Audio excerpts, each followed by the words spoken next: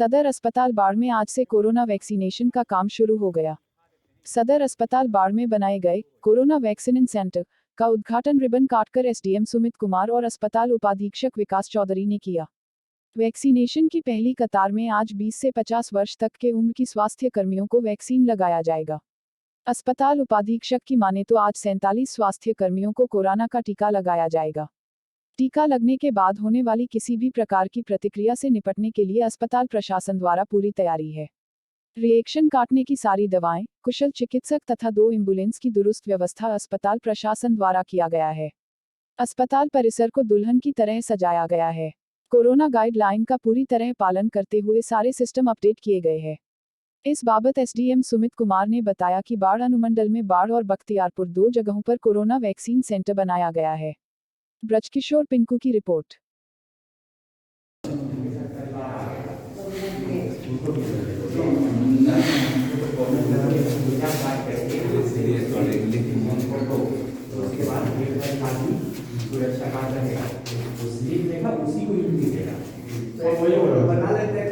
मान लीजिए कि मास्क देना है तो उसी टाइम उनको मास्क दे दो, मास्क पहन करके ही एंट्री लेंगे। जी जी ठीक है। एगो छोटा सा पूजा स्लिप बना दो और स्लिप हाँ ओके हो गया तो ओके ही लिख करके दे दो, साइन नीचे अपना कर दो, उसी से एंट्री होगा।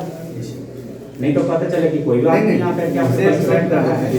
इसको ऐसा उधर से पकड़ो और हाँ चाहे इस साइड में कर लो, चाहे इसी को उधर से डालो, इसी को पूरे टेबल से डालो, रहने दो। हाँ इधर से डालो इसको।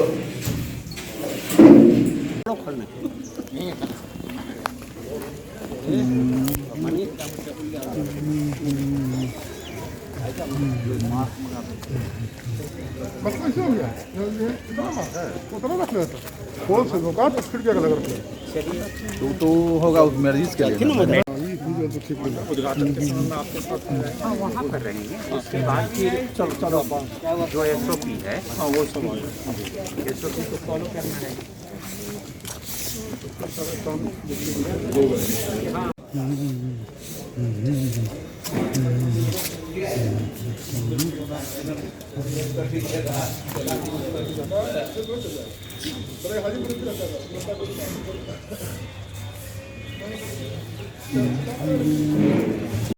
लगातार 1 साल से हम लोगों ने कोरोना से जूझा है।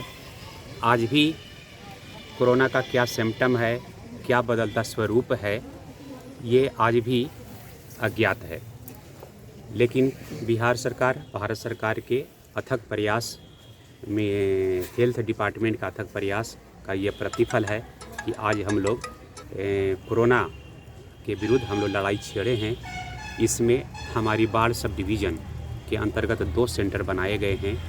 पहला सेंटर है बाढ़ अनुमंडल के अंतर्गत एसडीएच के तहत, और दूसरा जो केंद्र बनाया गया है बख्तियारपुर में सीएससी है, वहाँ बनाया गया है।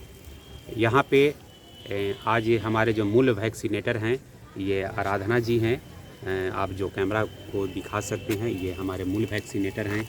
और जो पहला वैक्सीन भी लेंगे पवन जी हैं, उनको भी आप दिखा सकते हैं। तो हमारी पूरी तैयारी है। आप लोगों को अंदर भी ले जा करके मैंने पूरी व्यवस्था दिखाया है कि कैसे 3 तरह का रूम वहाँ पर बनाया गया है। एक होगा रिजर्वेशन सेंटर, दूसरा होगा वैक्सीनेशन सेंटर और तीसरा होगा ऑब्जर्वेशन सेंटर। हमारे जो भी मेडिकल स्टाफ होंगे वही लोग इस सेंटर के अंतर्गत रहेंगे। इसके अलावे जिन्हें वैक्सीन लेना है वो रहेंगे। दूसरी बात कि कोरोना का जो एसओपी है उसका भी अनुपालन हो। वहाँ पर यहाँ पर वैसे ही लोगों को बुलाया जाएगा जिनको पूर्व से एसएमएस के माध्यम से सूचना प्राप्त है। तो आप लोगों से भी अनुरोध है कि वैक्सीनेशन के बारे में अगर किसी तरह का कोई अफवाह फैलती हो तो आप लोग उस अफवाहों को काटें, क्योंकि बहुत ही सुरक्षित टीका है। किसी तरह का अगर कॉम्प्लेक्सिटी अगर डेवलप करती है तो हमारे पूरे टीम है, और इसके चलते कोरोना वैक्सीन के चलते किसी तरह का अफवाह फैलने की कोई गुंजाइश नहीं बचनी चाहिए। बाकी आप तो तैयारी देख ही रहे हैं। Thank you.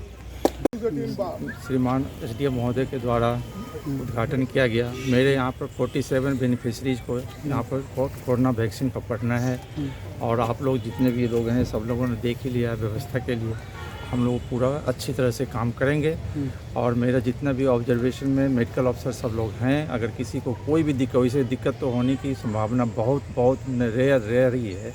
अगर कुछ होता है तो मैंने 1-2 एम्बुलेंस रखा है। मेरे साथ में सारे जितने भी डॉक्टर्स हैं, डॉक्टर ऑब्जर्वेशन में बैठे हुए हैं, जीएनएम भी बैठे हुए हैं। जितने भी दवाइयाँ चाहिए रिएक्शन के लिए वो सारी दवाइयाँ हम लोगों के पास में हैं। ठीक, थैंक यू। हिंदुस्तान में बनी हुई वैक्सीन का एक बहुत बड़ा खूबी ये है कि ये वायरस जो होते हैं वो म्यूटेंट को प्राप्त करते हैं, तो उस म्यूटेंट से लड़ने की भी क्षमता इस वैक्सीन में है, हिंदुस्तान में बनाई गई क्षमता का। अगर वो अपना रूप बदलते हैं तो उनके बदले हुए रूप पर भी ये प्रभावकारी वैक्सीन है। ये यहाँ के वैक्सीन का खूबी है, भारत में बनाई गई वैक्सीन का। और सबसे बड़ी बात है कि अपने ही लोगों पर ट्रायल किया गया है। यहीं